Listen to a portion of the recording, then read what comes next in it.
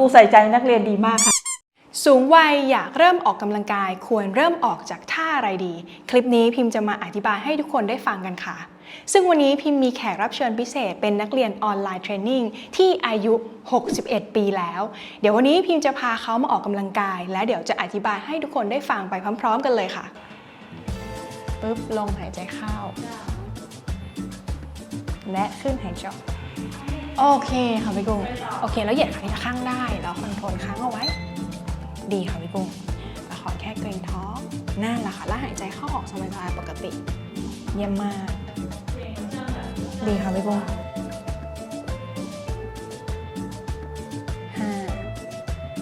เหยียดก้นขึ้นหายใจออกเกรงท้องเข้าไป6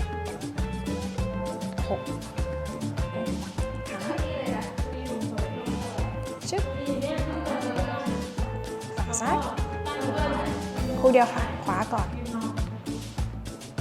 ชึบและซ้ายลงโอเคค่ะพี่กุ้งโอ้ย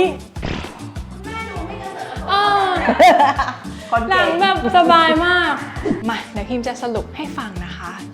สูงวัยสามารถออกกำลังกายได้ทุกท่าค่ะอย่างพี่กุ้งเนี่ยเห็นไหมคะว่าพี่กุ้งก็สามารถเล่นสควอตได้เล่นแพลงได้แต่สิ่งที่จะต้องคำนึงถึงก็คือต้องดูในความพร้อมของร่างกายของเราณตอนนี้ค่ะทุกคนเห็นไหมคะว่าพี่กุ้งเนี่ยพิมพ์ไม่ได้ให้สควอตแบกบาร์เลยไม่ได้ให้ถือดัมเบลด้วยแต่ว่าให้เป็นสควอตกับกล่องสีเขียวใช่ไหมคะซึ่งตรงนี้มันเหมาะกับความพร้อมของร่างกายความแข็งแรงของพี่กุ้งณตอนนี้ค่ะเพราะว่าอย่างพี่กุ้งที่มาตอนแรกเนี่ยพี่กุ้งมีปัญหาทั้งเรื่องเจ็บเอ็นร้อยหวายเจ็บหัวเข่า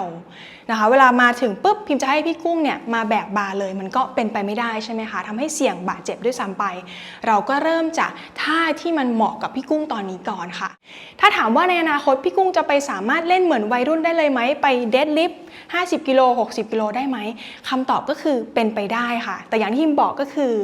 ณตอนนี้พี่กุ้งยังทำไม่ได้เพราะว่าความพร้อมของร่างกายเขายังไม่ถึงในขั้นนั้นค่ะดังนั้นนะคะสว.สูงวัยหรือแม้แต่ทุกๆวัยเราสามารถออกกำลังกายได้ทุกท่าแต่สิ่งที่จะต้องคำนึงถึงมากที่สุดเลยก็คือให้ดูความแข็งแรงความพร้อมของร่างกายของเราณขนาดนั้นว่ามันพร้อมแค่ไหนค่ะดีมากค่ะโปรแกรมเพราะว่าช่วงแรกครูจะให้แบบยืดเหยียดเพราะว่าพี่เจ็บเอ็นร้อยหวายปรากฏว่าพอไปออกไปเรื่อยๆอาการเอ็นร้อยหวายที่เจ็บดีขึ้นเยอะค่ะท่าต่างๆที่ครูเพิ่มมาให้เราก็ทำได้ครูเหมือนกับเตรียมท่ามาให้เราก่อนที่จะเริ่มหนักขึ้นมันก็จะสบายขึ้นจากที่ตอนแรกที่ปูพื้นฐานมาเนอะใช่ไหมคะพี่กุ้งตอนออนไลน์แล้วพอมาเนี้ยมันเหมือนต่อยอดได้เร็วขึ้นพอปรับอะไรนิดนึงให้พี่กุ้งทำมากขึ้นก็เก็ตฟิลได้ดีขึ้นแล้วก็เดดลิฟต์ได้ไกลเลยใช่ค่ะเพราะว่าถ้าเราออกเองเนี่ยนึกท่าไหนที่เราชอบเราก็จะออกมันไม่เป็นระบบพอไม่เป็นระบบร่างกายเราอาจจะบาดเจ็บมันจะไม่มีการต่อเนื่องแต่เมื่อครูดูร่างกายแล้วก็ให้โปรแกรมต่อเนื่องร่างกายเราก็จะปรับพัฒนาขึ้นไปเรื่อยๆอย่างมีระบบค่ะขอพี่กุ้ง3 คำอะไรก็ได้ค่ะให้พิมพ์ละป๊อปหน่อยครูใส่ใจนักเรียนดีมากค่ะตัดเหลือครูใส่ใจครูใส่ใจโอเคครูใส่ใจนะคะ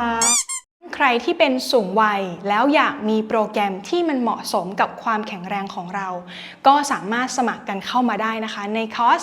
ออนไลน์เทรนนิ่งซึ่งในคอร์สนี้พิมพ์กับป๊อปก็จะออกแบบโปรแกรมให้เฉพาะแต่ละคนตามความสามารถของแต่ละคนเลยค่ะใครสนใจสามารถสมัครได้เข้ามาได้ที่ LINE แอดนี้ได้เลยนะคะทักเข้ามาได้เลยค่ะสำหรับคลิปนี้ต้องขอลาไปก่อนสวัสดีค่ะ